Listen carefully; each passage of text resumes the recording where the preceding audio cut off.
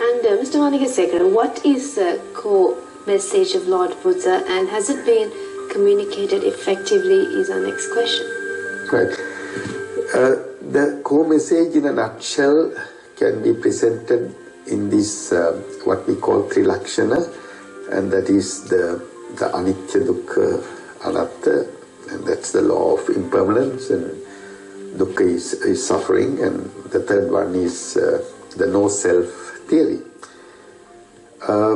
So as far as the message is concerned, you will see it's such a simple message. You know, anyone can understand the law of impermanence and dukkha and so on. But to answer the question whether it is communicated effectively is certainly a question, because if you look at Sri Lanka being a Buddhist country, I'm not trying to be critical or anything, but the indicators are not all that encouraging indicators. The level of poverty or the crime rate or the consumption of liquor or whatever. One wonders whether people are really getting the message. And I was told last week that some years ago we used to be number one in the rate of suicide.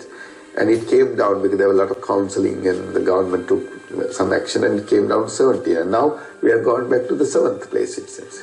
So it's not all that rosy as you can see. So that's the mundane thing.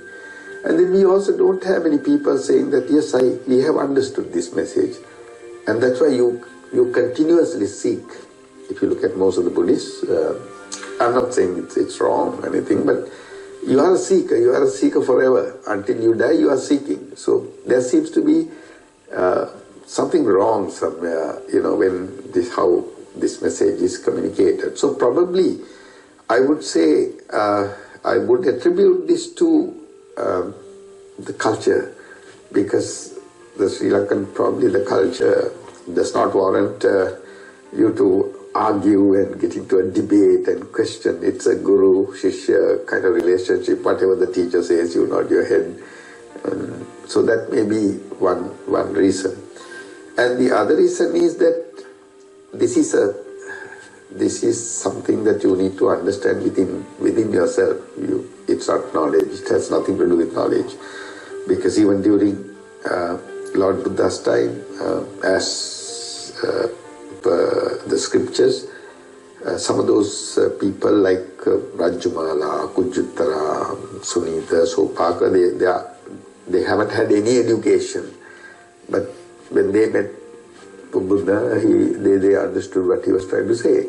And so it has nothing to do with the knowledge. It is the ability to analyze within your own experience to see how real is this story and whom you think you are. So that's, I think, is the reason why I say that there seems to be a problem why it is not communicated effectively, because it's more traditional, if not realistic or ritualistic, because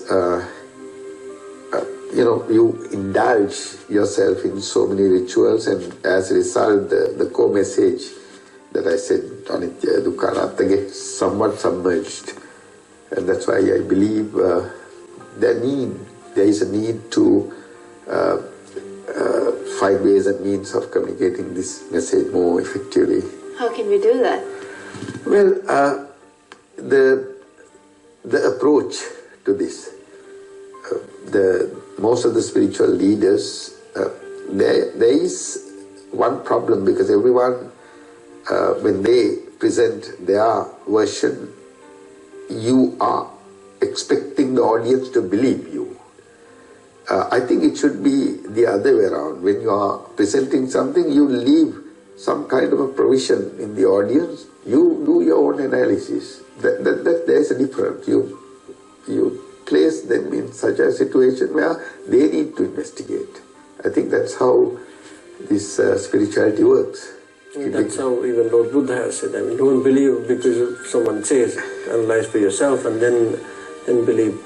So it's Lord Buddha went beyond that. He said, ma takka hetu ma nyaya hetu. He said even the debate is not going to help you. Even the formulas is not going to help you. So it's beyond all this. It's very deep.